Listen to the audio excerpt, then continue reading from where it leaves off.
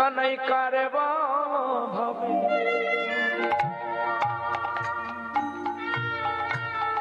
অতি গৌর হলি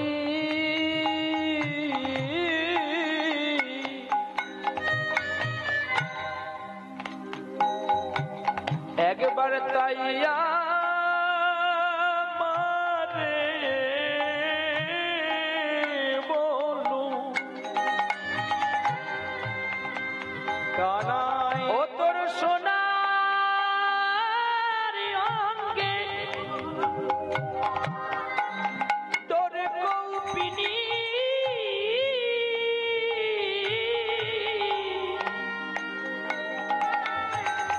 ওরে কে পড়ালো বলো ও তোর সোনার অঙ্গে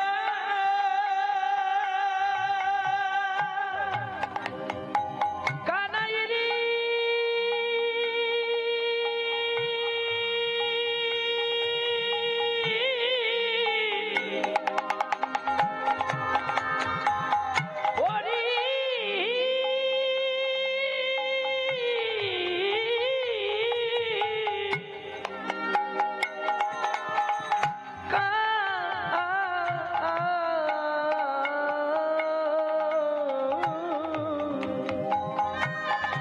ও তোর সোনার অঙ্গে ও তোর কৌপিনী কে পড়ালো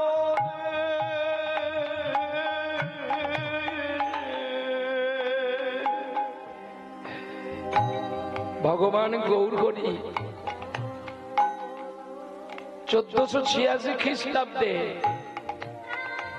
1407 শকাব্দে নক্ষত্র ফাল্গুনী পূর্ণিমা তিথিতে শচী সিন্ধু গর্ভকে আলো করেছিল। কেন জানো? এই আমাদের মতো প্রতিটি জীবীকে উদ্ধার করার জন্য। মহাপ্রভু একটি কথা বলে গেছে, কাঁদিয়া কাঁদাতে হবে জগজন মানি লবে, প্রেম বিনা গতি নাহিয়া। আমাদের জগতে যতই আমরা ভগবানের নামে কাঁদতে পারবো ততই তার কৃপা বাড়ি হবে। টাকা দিয়ে গুরুর কাছে গান শেখা যায়, কিন্তু টাকা দিয়ে গুরুর কাছে ভাব শেখা যায় না। ভাব শেখাই গৌরহরি। জানো, যখন নিত্যানন্দের মাথাটা ফাটিয়ে দিল সুরা মেরে, রুধির পার পড়ছে, ছুটে গেছে গৌরহরির কাছে। গৌরহরি বলছে, তোমায় কে মেরেছে? তুমি একবার শুধু আমাকে বলো, কোথায় সুদর্শন? তখনই নিত্যানন্দ জড়িয়ে ধরেছে নিমাইকে। ও নিমাই, তুই যে আমায় বলে এসেছিলিস ব্রজে কলিযুগে তোর অস্ত্র কোনো থাকবে না, তবে কেন ধরিলি? কেন ধরিলি? কেন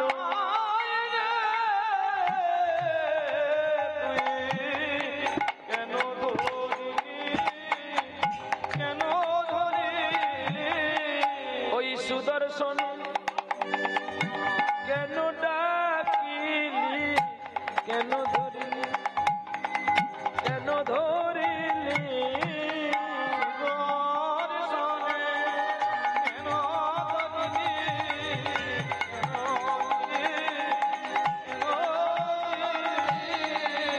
তোর সোনার অঙ্গে কেন কালি মাখিলি?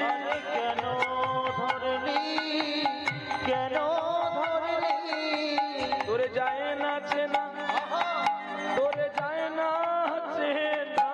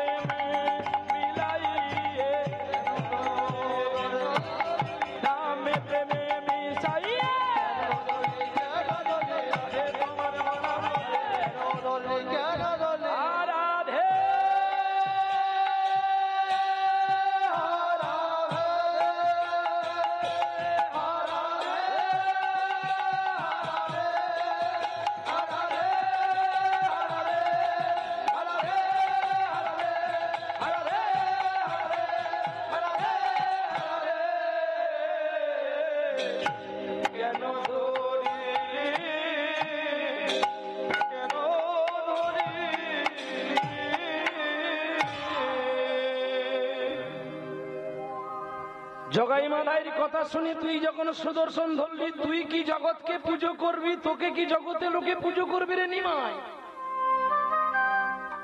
তুই যদি নিজের বলা কথাগুলো না মনে রাখিস, তাহলে জগৎ জীব কি করে মনে রাখবে বলতে পারিস নিমাই?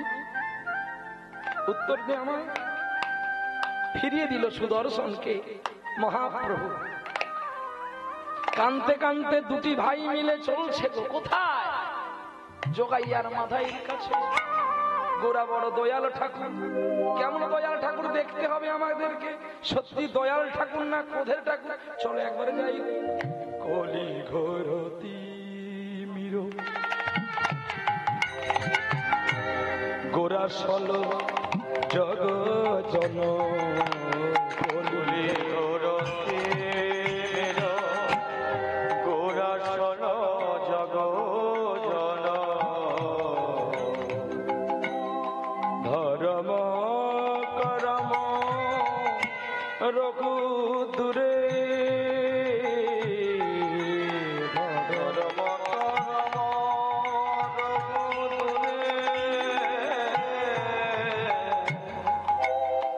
অসাধনে চিন্তামণি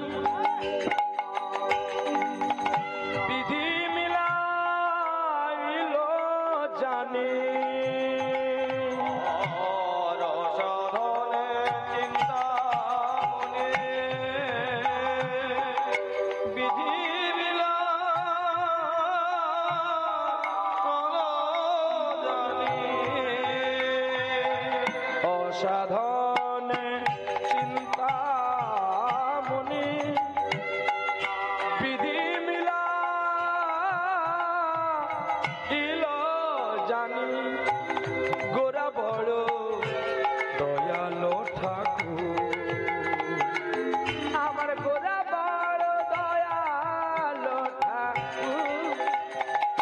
গোরা বড় দয়াল ঠাকুর। গোরা বড় ঠাকুর। এমন দয়াল আর হবে না।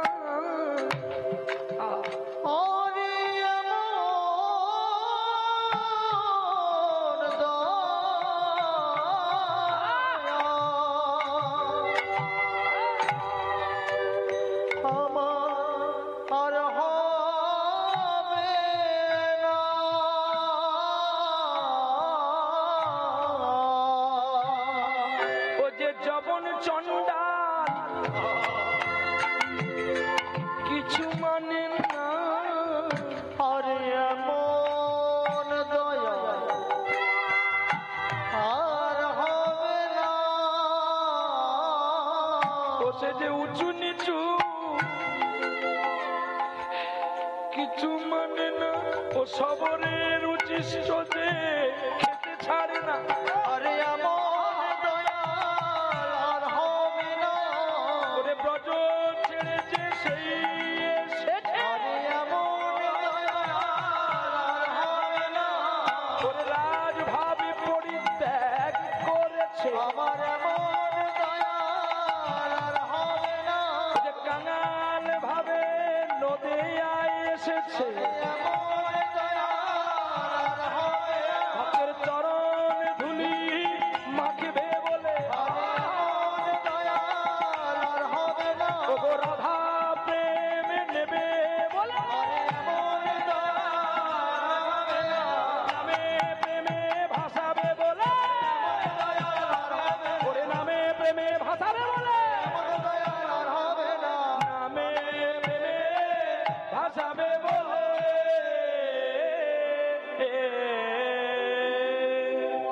গোরা বড় দয়াল রে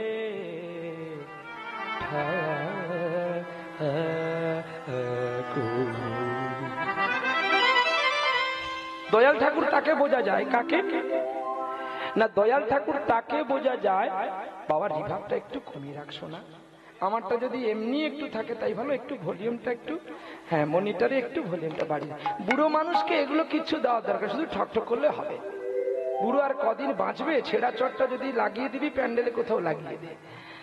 পড়ে থাকলে সকলে পা দিয়ে মারি যাবে, লাভ কিছু হবে না। তাই গৌর হরি বল। যারা ভালো গাইতে পারে তাদেরকে দে, আমাকে দিয়ে থাকতে এমনি ডাইরেক্ট হলেই হলো। চলছে গরু বয়নি হাল, তার দুঃখ তো চিরকাল। তাই গৌর হরি। চলো, আজকে ভক্তাদির ভগবান ছুটে এসছেন ভক্তের দ্বারে। কিসের জন্য? না ব্রজধুলি মাখবে বলে। এটা মিথ্যে কথা। এটা আমরা কোনোদিন কোনো কীর্তনের কাছে শুনিনি যে ভগবান এসেছে ব্রজধুলি মাখবে বলে। আচ্ছা বলো, কাজী সাহেবের কাছে যদি নিমাই না নম্র হতো, নবাব এত বড় কাজী কি সাধে গলে যেত? আগুনের কাজ গরম দেওয়া, আগুনের কাজ কখনো ঠান্ডা দেওয়া নয়। লঙ্কার কাজ কামড় দিলে ঝাল লাগবে, সেটা জমিদার খেতে পারে কিংবা ভিখারি খেতে পারে, স্বাদ একই রকম লাগবে, একই রকম লাগবে। তাই ভগবান এই ব্যাখ্যাটা করে গেলেন যে জমিদার সেও আমার কাছে যেমন, আমার কাছে যে দিন দরিদ্র সেও তেমন, সেও শুধু ব্রাহ্মণ ঘরে জন্ম নিলে যে আমাকে পাবে এটা ভুল কথা। ভালো কীর্তন গাও বলে যে আমি তোমার, ভালো বেদ পড়ো বলে আমি তোমার, সদা নামের মালা জপ করে বলে আমি তোমার, এটা ভুল কথা। শোনো, বেদ ও বিদ্যা সরদর্শন সে যদি গনাই ভজে, সে যদি গৌরাঙ্গ নাই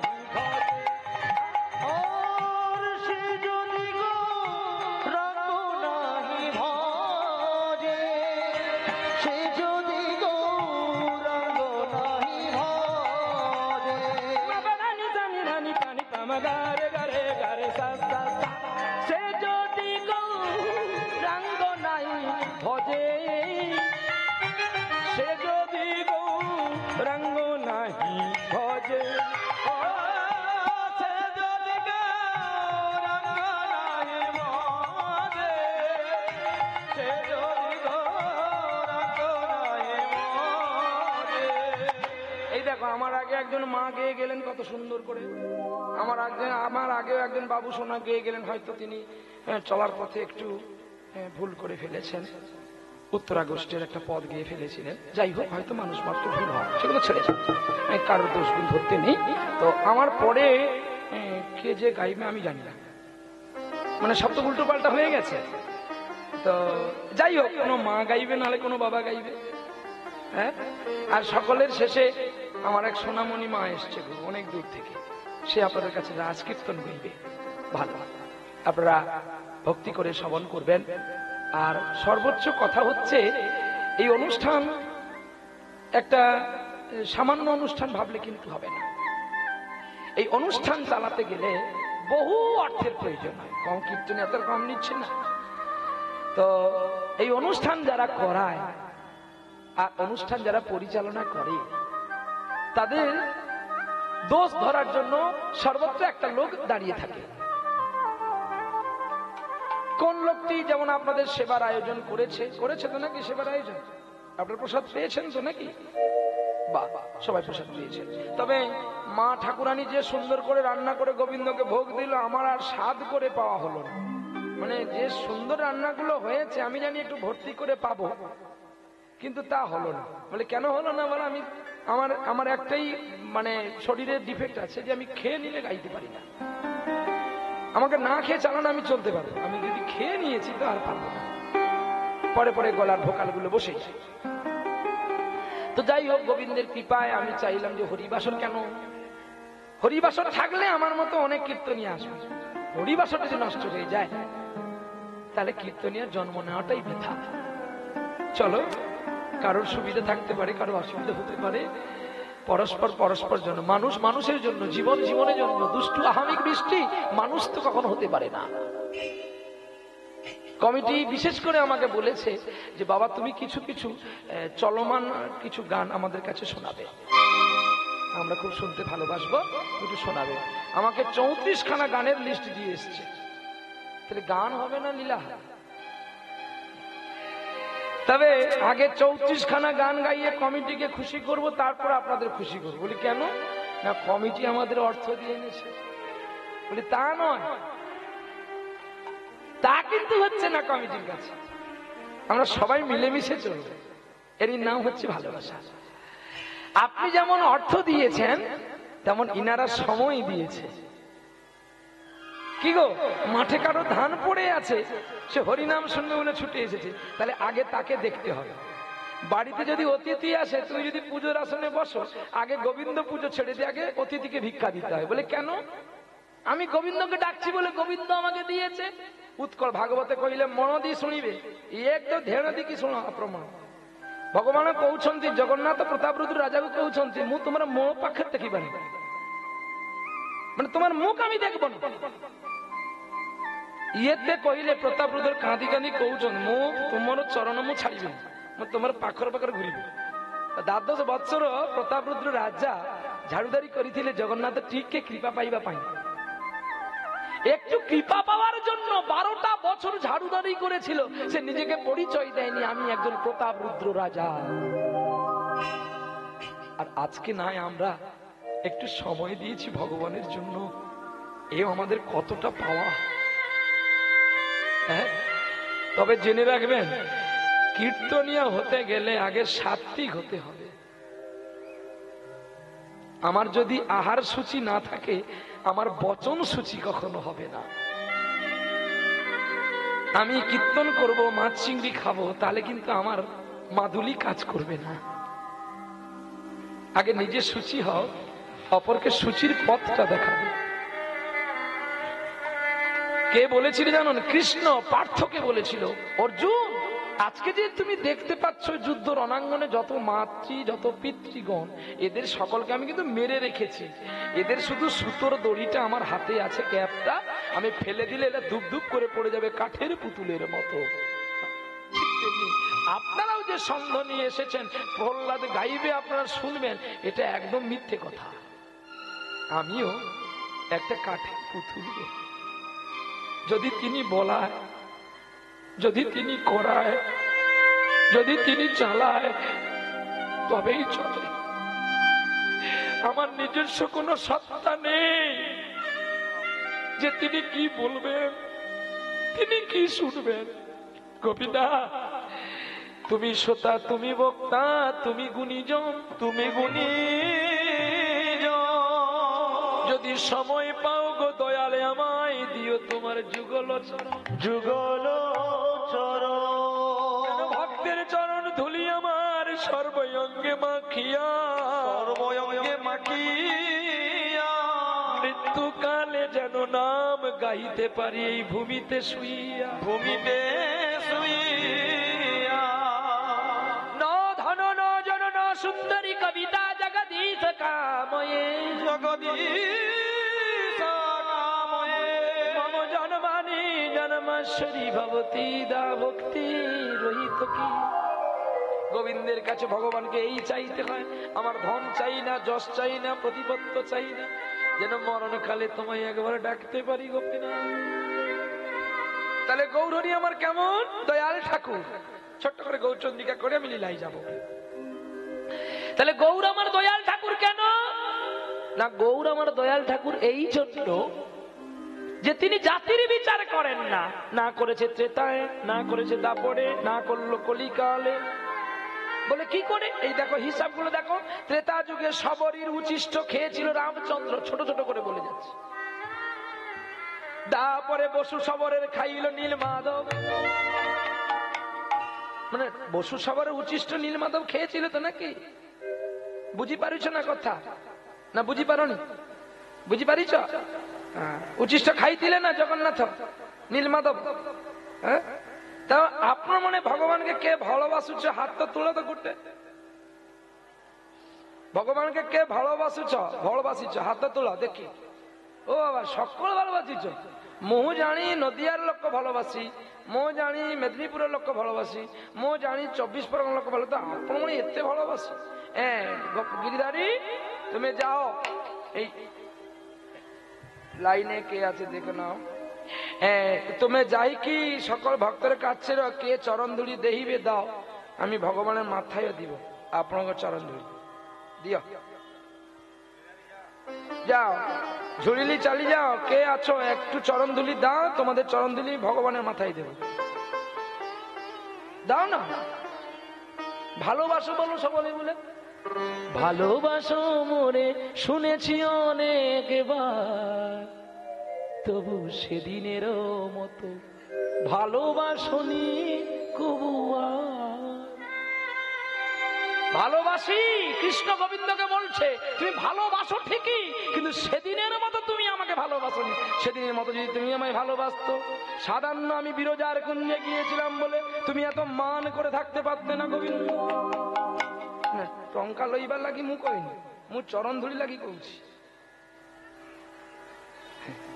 টঙ্কা তো কমিটি দিবে, আর আপনার টঙ্কা দিও তেল মাথায় তেল দিয়ে লাভ হব না। এ কমিটিকে বাঁচাইতে হইলে, সামনে বছর হরিনাম শুনতে হইলে আপনার সকলে মিলে দেইবে কমিটিকে টঙ্কা। মু সেই নই এঠি বি লিবে আর সেঠি বি লিবে। বেশি নিলে কি হব, নার্সিংহোম খোলা হচ্ছে, মরি যাবি সবা বাড়িবাবু পানি। মতে সত্য কথা কହୁছি, লোভ সম্বরণ করি রাখ, লোভ বাহারিবে তুমি মরিবে। ভগবান জগন্নাথ প্রমাণ করে দিলে ইন্দ্রদুম্বু রাজা পাই। জগন্নাথ কହୁছ উড়িয়াটা বুঝতে পারছেন তো? আচ্ছা বাহ, বুঝতে পারলে ভালো, না বাংলায় ব্যাখ্যা করে যাবো। এর জন্য যদি আমাকে বেশিও গাইতে আমি গাইবো, তবে পরের কীর্তনে টেকআপ আপনারা করবেন। আমি যেমন লেট করে এসেছি আমি লেটে নামবো, এখনো বলে দিচ্ছি কমিটিকে, আমি না বলা পর্যন্ত দল আনবেন না, তাহলে কিন্তু গন্ডগোল হয়ে যাবে। কারণ আমি এটাই সবসময় ইউটিউব চ্যানেলে বলি, আমি অন্ধ্রের আপেল নয়, আমি কাশ্মীরি আপেল। আমি দেখতে পাতলা, কিন্তু কামড় দিয়ে দেখুন আপনার মুখ ফসকা পড়ে যাবে। কেন জানেন?